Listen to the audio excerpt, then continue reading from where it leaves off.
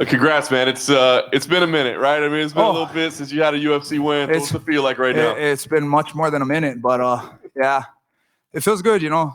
It's one of those things that I mean, you got to take it as it comes, but damn, 2 long injury layoffs, and to be back here, to come off of a win now, you know, ready to go on another run, feels great.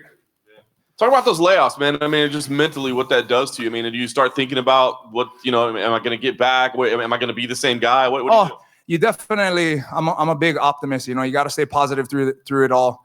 And don't get me wrong, there's times where it gets frustrating, especially coming off of the Israel fight because of what happened with that injury. That was very, very frustrating.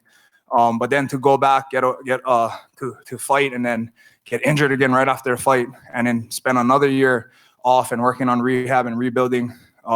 Yeah, it sucks, but you got to stay positive. You got to take it as it comes and just look for the positive in it, which, you know, for me, I had a chance to step back, rest the rest of my body, rest my mind, spent some very valuable time with my family, my daughter. So it was great.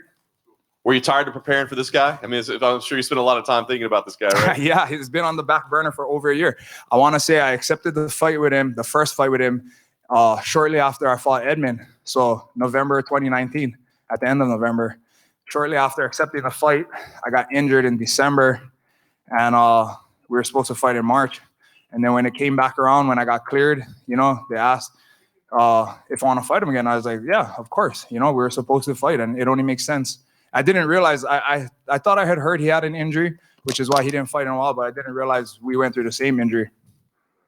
Talk about your performance tonight overall. I mean, did you know the wrestling would hold up? Obviously, you know, I'm sure you didn't want to be on your back against them. Oh, definitely not. Definitely not. I knew it was scramble. But that's something that, you know, we work on a lot, not accepting a position.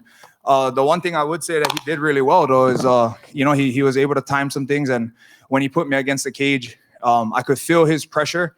And I know that he's a guy that likes to, you know, he's not your traditional American wrestler. He's more of like that jiu-jitsu. They're going to grab you, get in, and try to get to your back. And I've seen him do that time and time again in his fights.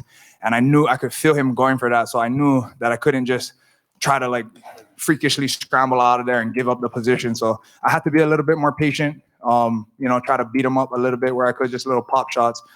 But yeah, overall, I'm happy with it. Definitely, I think that we can go back, watch it, and do things better. Last thing for me, what's next? Like you said, man, you've had a lot of time off. So, I mean, do you feel like a need to fight frequently to make up for it, or is there a plan? What's the idea next? Definitely want to stay more active. You know, it's been 2 long layoffs back to back.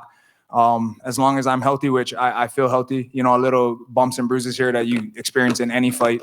But I'm going to get back to Vegas. I got some teammates that I need to help. Maki Pitolo's coming up, and he's been very, very good training partner for me and helped me push when I needed it. So I'm going to get back. He's fighting, I believe, February 13th. I'm going to get back in there with him and help him grind through the rest of his camp, whatever it is, a week or 2 more weeks. And then maybe take a little time off to just go home to Hawaii and then get right back in the gym, you know, keep grinding. Right.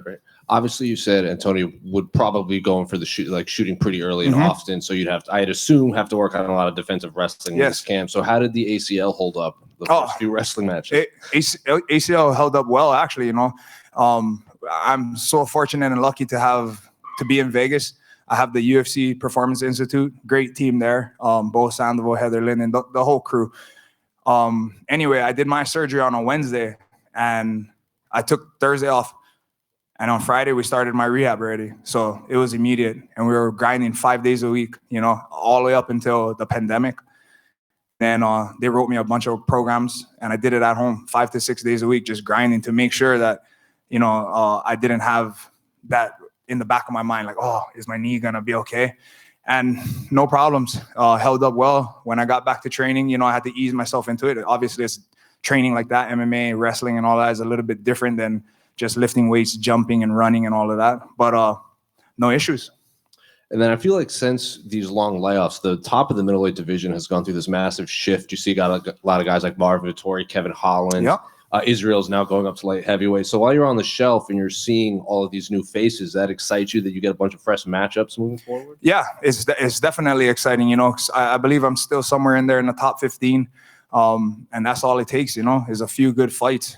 And then with the shakeup in the division, Israel possibly moving on, you know, who knows what he's going to do next. But if they vacate the title, then you probably have Whitaker and I don't know who, maybe Vettori now, fighting for a belt. And then, you know, there's a few guys behind that. So, yeah, it's exciting. I think Romero left and, you know, so we'll see in this next year. I think it'll tell a lot and we'll see what happens in our division. And finally, how was your sleep schedule for this fight? I know a lot of people are talking about the cars. Has it been around at the hotel? Yeah, the cars were all right. You know what? I'm fortunate. We had a plan set in motion that we'll go to sleep at 6 p.m. Yeah, 6 p.m. Wake up at 2 a.m. because we knew that we'd be fighting around 6 a.m.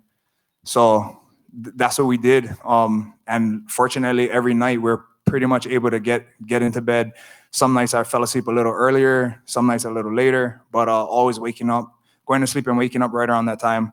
The cars, you know, I think more when you're relaxing is when it like bothered me more, just because they're coming by, you feel it in your chest, and it's like shit. But sleep wise, put on an eye mask, some earplugs, knocked right out. The only night that got all messed up was weigh-ins night because the ceremonial weigh-ins were later.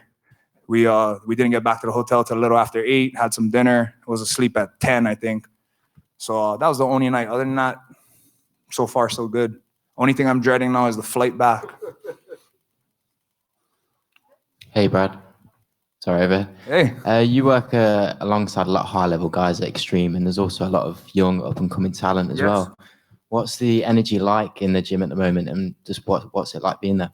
Oh, the energy is great. You know, we, like you said, we have a lot of high-level guys, and it's funny. The Hawaiian wave is there in full effect. You know, we have myself, Dan Ige, Puna Soriano, Maki Pitolo, Kaiboy Kamaka.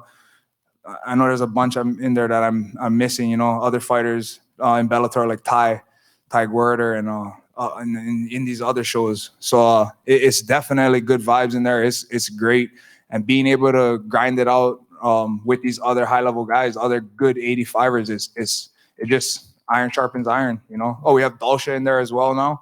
So yeah, it's a very, very good feeling on the mat. You know, over my time at Extreme Couture, we went through some ups and downs. I would say over the last 5 years or so, though, we've been on a constant grind up. So it's going well. Cool. Congrats, man. Thank you. Good. Thanks, guys.